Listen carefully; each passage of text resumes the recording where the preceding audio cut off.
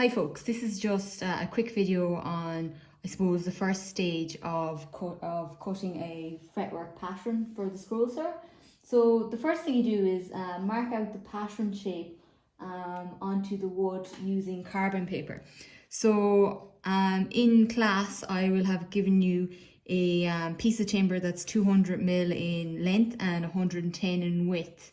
And I've asked you to design a few patterns. I suppose the scheme or the theme would be music, because we're currently doing a phone amplifier.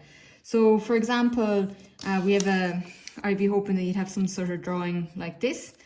And once you've sketched out the drawing, or maybe you've printed it off in PowerPoint or Microsoft, the next step is to use carbon paper to transfer the pattern onto your workpiece. Now there is, I suppose, when you are transferring the carbon or the drawing onto the carbon paper, make sure that you're using the wax side. You can feel it, so you can, one second, I'll just test it. Yeah, so you need the wax side face down on the piece of timber.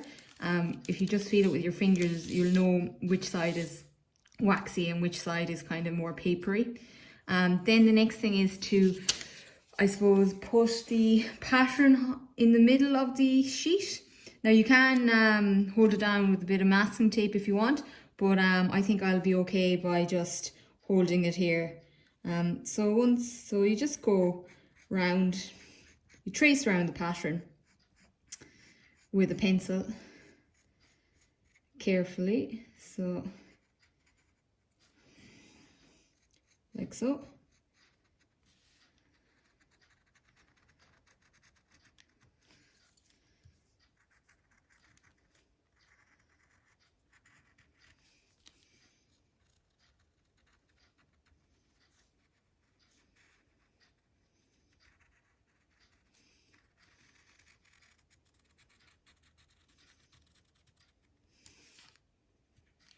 I suppose the beauty about using the carbon paper is that you can if you've actually sketched a particular pattern and you don't have the facility to photocopy, you can continue to use this pattern.